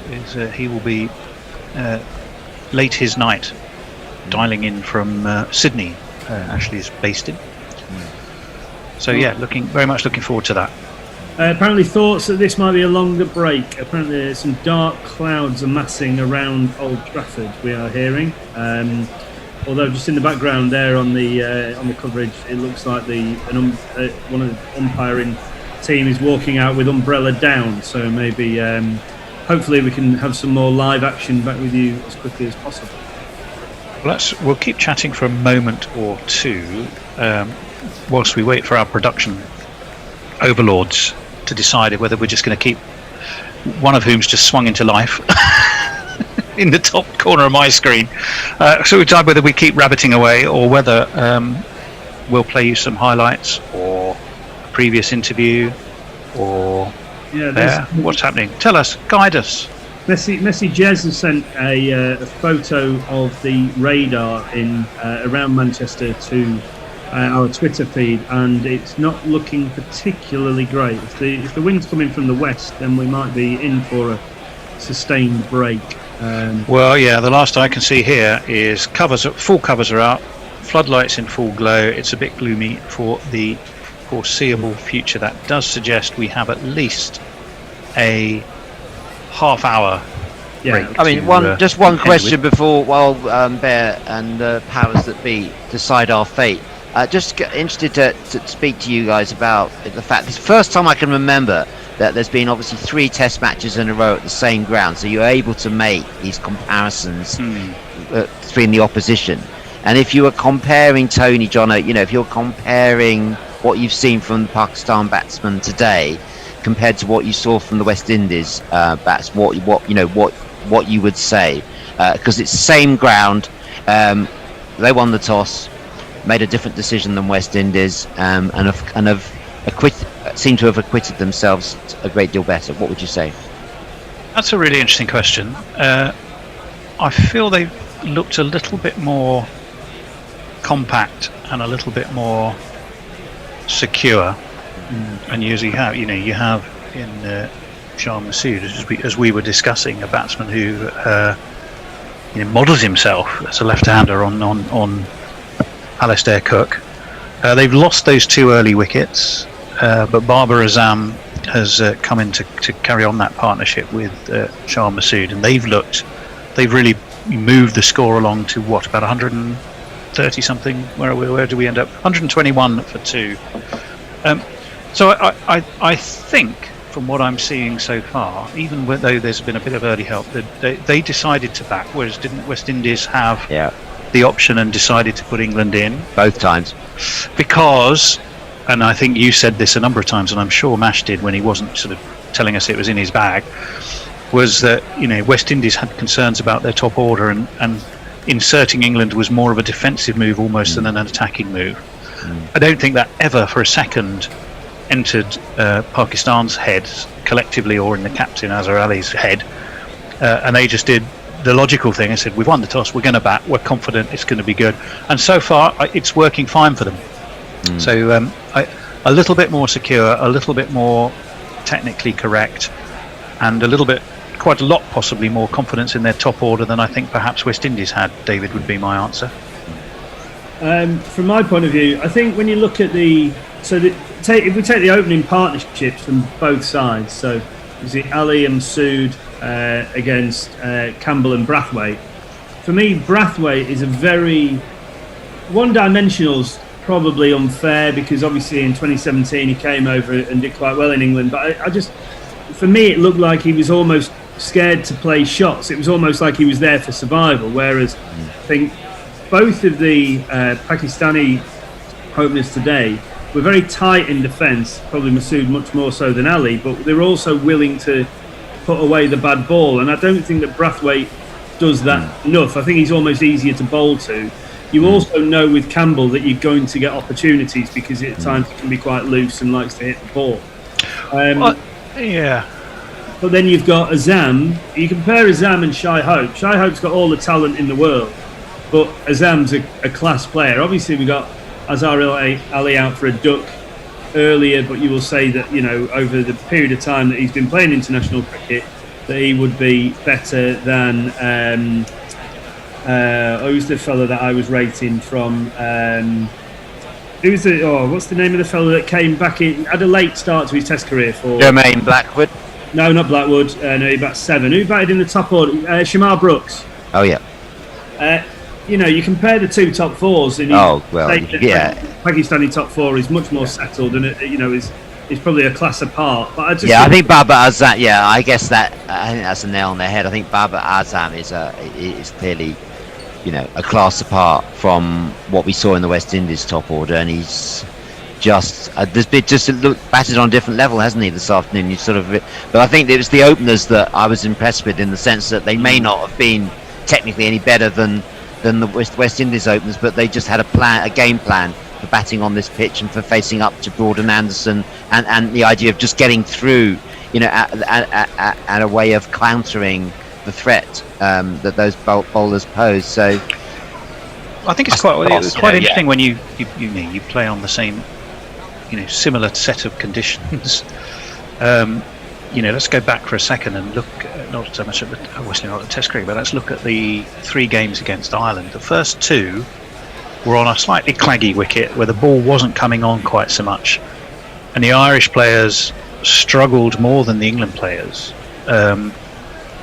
You know, Sterling being the prime case in point. You know, could hardly hit the ball off the square. The ball wasn't coming onto the bat the way he liked. And yet the third game, same ground, different wicket, having had 2 on the same wicket, was a wicket of quite different character. And obviously England managed to put on a decentish score, but lost wickets on the way. But then many of the Irish batsmen just found the going easier with the ball coming onto them more. I think it's then a challenge. So think of the groundsman at Old Trafford, who's got constant back-to-back. You know, what's he got? Three almost back-to-back Test matches. You know, that's the thing that you know. No one's really talked about the challenge for the groundsman to make that work. Likewise, down in Hampshire, isn't the guy who used to be at Somerset now at Hampshire? Don't know. Maybe I dreamt that. If it is, we could have a seeding viper's nest of a Turner, but Yeah, just a word for the groundsman to get that right. Now, sure, normally groundsmen have to deal with county cricket. County cricket backs up, but it's different when the eyes of the world are on a test match, and you've got to do that in sort of 3 in sort of fairly rapid back-to-back order. That takes no small amount of work, and I think they've done a pretty decent job. We had 2 fabulous test matches, albeit there was a bit of rain interruption. They all went to 5 days. So if you think about what you want out of a 5-day test match, one is it has a decent finish, and 2, it goes to 5 days. and I think we got that. So I think just another challenge to think about, what the groundsman has to face.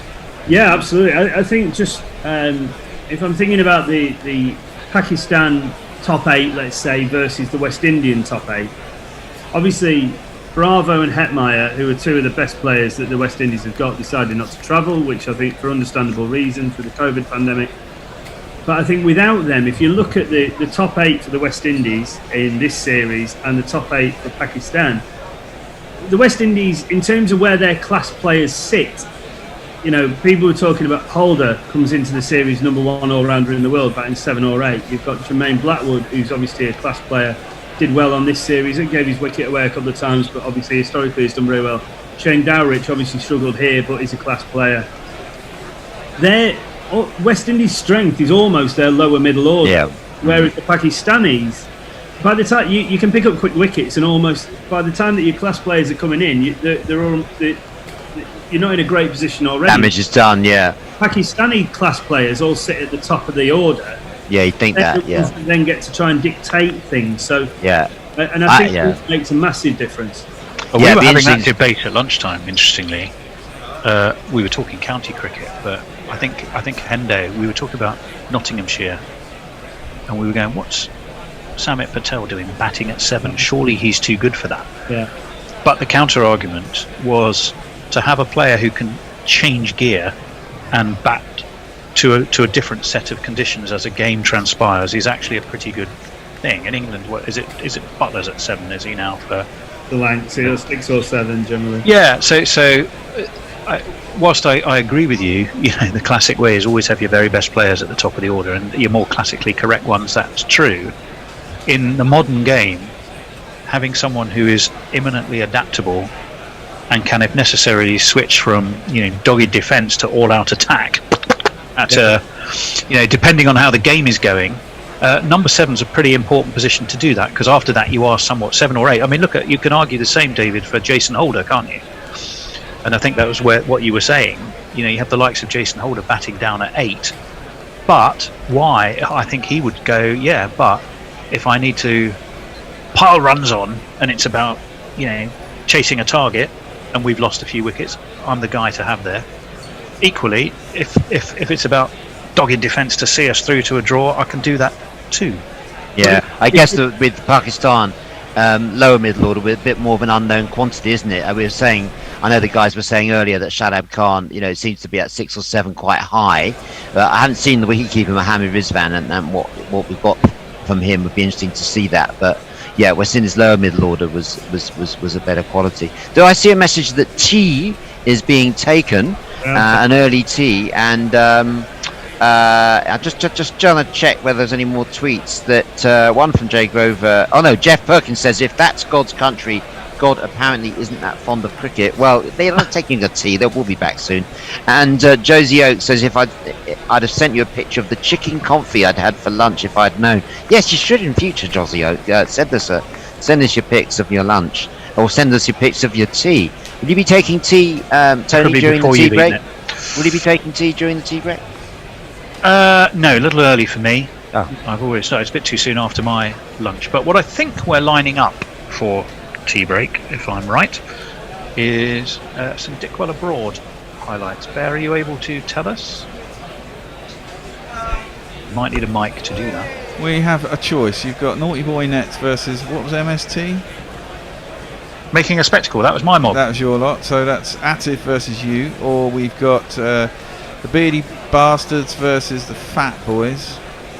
I would go for Atif. The only reason I say that is he has a number of Pakistan players in his side, and obviously, as we speak, he's away on the BBC, isn't he, as their resident Pakistan expert. So, in the context of this game, I suspect Atif's team might be the better bet. Okay. Well, hold on a minute. I will just tee it up for you. And David's disappeared. What? No, I'm still here. You David carry on talking. Oh right, Dave's already gone. Screen capture. That's what I want. Screen capture. Excellent. Well, just so you know, if you're still listening, during the early days of pre-live cricket, we created our own guerrilla cricket tournament. It was called the Dickwell Abroad Trophy. It was based on the wonderfully simple but effective game that many of us played as children of dice cricket. 2 dice, one representing runs scored, which also had "How's that" on it. So that would be a claim for a wicket, obviously, and then another dice is then rolled, which had the different ways you could be out, but also had no ball and not out as options there. We made up a number of teams, one of which was the Naughty Boy Nets, players who had had various misdemeanors ranked up against their name, shall we say. There was a bespectacled 11. There was a team made up entirely of people who wore hair pieces. There was a more portly 11, the Fat Lot of Use 11, captained by Hendo, and he had them fully trained on pastries. We did even have situations where one player could be in 2 teams. At one point, we had WG Grace, who was playing for a beardy 11 and also for the fat 11, bowling to himself, and I think getting himself out. It was a huge amount of fun. Everything you hear in terms of commentary is completely made up. Well, it's not. We know the runs that were scored, but everything else just came out of our heads as we did it. It was ridiculous fun. It shows that I think that if you do become a guerrilla cricket commentator, you are actually basically slightly mad. Indeed, but nonetheless, somehow it worked. So, Bear, have you got it ready to roll? I've got it ready to roll. Then this is Atif Nawaz's Naughty Boy Nets versus my making a spectacle of themselves 11. An 11 put together because they all wore spectacles. I seem to remember I won, but that's not relevant. What is relevant is it. We hope you enjoy it. And here we go. You know, and you'd think that would be unfulfilling, you know, just kind of dominating the team, but it wasn't. I very much enjoyed it. I would very much like to repeat that. I'm very happy to be clinical and just kind of, you know, just damage somebody. I want to hurt people in this tournament. You know, I want people to walk away from these Zoom sessions and think about it for the rest of the day. I want them to, you know, have to call a friend and have to, you know, confide in them how hurt they feel. I'm really enjoying inflicting some misery on people in this tournament. Well, you, for the record, of course, your Naughty Boys beat Hendo's Fat Lads by 4 wickets last time out. Other key persona today, our scorer and social media conduit, is the amazing Jules Farman, who, of course, in 2017 got to ring the Lord's bell as a cricket community champion. But surely, Jules, that's not a patch on today, is it? No. If anything, scoring at the home of cricket that is Trent Bridge is massively up there. And of course, rolling and tumbling the dice for your viewing and listening pleasure, our very own shining star, Ursa Major, the Great Bear. Thank you very much. We all set and ready to go, Bear? Yeah, we are. Fantastic. Just a very quick reminder that during this whole Dickwell Abroad How's Trophy, we are running the Dickwell Abroad How's Very Loud Appeal, which is to help the amazing work of the Juvenile Diabetes Research Foundation in their work in prevention and cure for juvenile type 1 diabetes. There is a Just Giving page that's all over our social media. You can also, if you just Google Just Giving Dickwell Abroad, you will find it. If you give £15 or more, half of that goes immediately to support the incredible work of JDRF. So do please help us and help them out. But to business today here at Trent Bridge. Let's go to the toss. Atif, are you going to call for us? Yes, I will call. So we got a coin. We got a coin. Okay, I call heads. Oh, went out. There we go. What were we saying earlier? Tails it is. Ooh, I think I will. I'm going to field first. I think. Going to put the naughty boys in. Give them a chance to misbehave early. Oh boy. Okay, it's first time batting. Let's do this. Okay. Atif, do you just want to quickly run us through your batting lineup, and then I'll do the same for my lads. Absolutely. So at the top, I've got Hansi Kronia opening the batting with Mohammad Azharuddin, both lovely chaps who you'd be happy to bring along to dinner, as long as that dinner was in a prison. Yeah, well, yeah, in lockdown. I was going to say. Oh. Yeah, sure. Number 3, we've got someone who's who's definitely bought. He's never short on bags. There's Alan Lamb. Then we got Lou Vincent. He's pretty cool. He's a lovely guy. He always pays for dinner. Weird. Then we got Salim Malik, who is very used to those face masks that we wear in quarantine. He's had to wear them quite some time. We've got Umar Akmal, who's very excited to play this tournament. It might be the only cricket he has to play anymore, since his brother broke his PlayStation. We've got Shakibul Hassan, the pride of Bangladesh. Marlon Samuels, who's looking stout as ever. Chris Lewis, fantastic, lovely guy.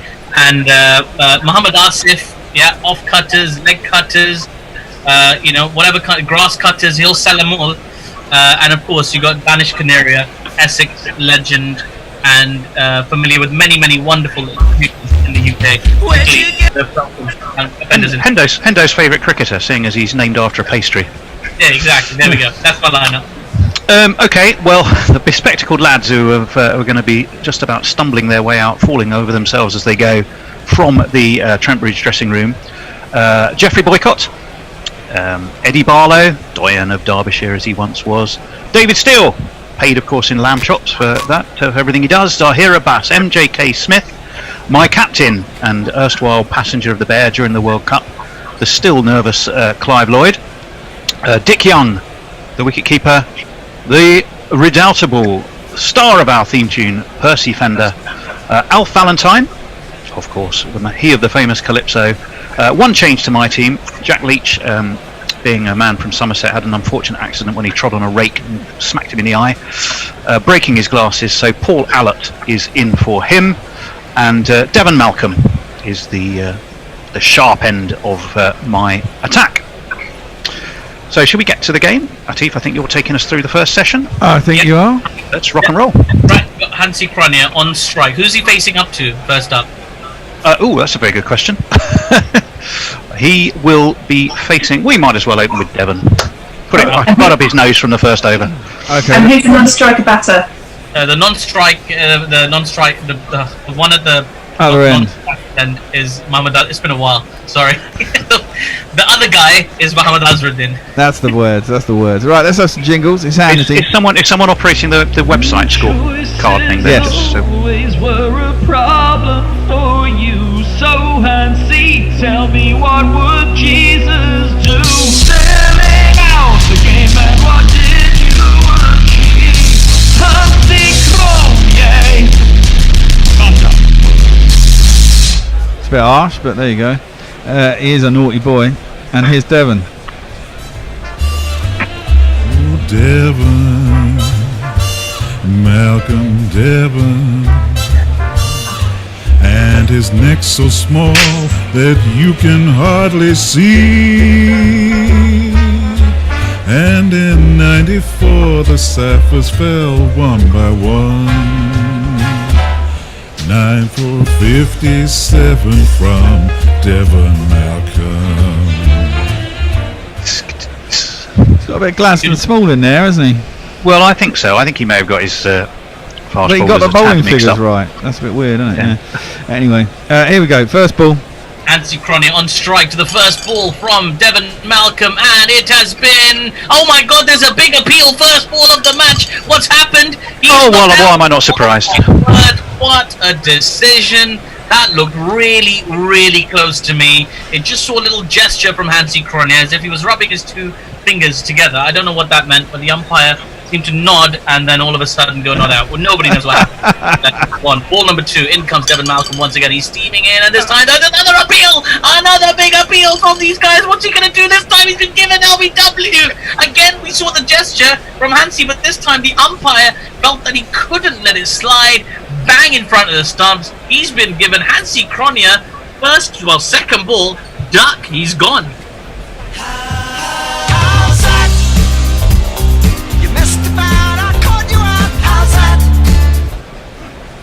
Devin Malcolm, well, look at that. What a start from this young man. Anyway, it brings on to strike the new batsman, Alan Lamb. He's Alan Lamb, stand aside. He's Alan Lamb, no longer tied. Don't mistake it, the sons of just home. He's from South Africa.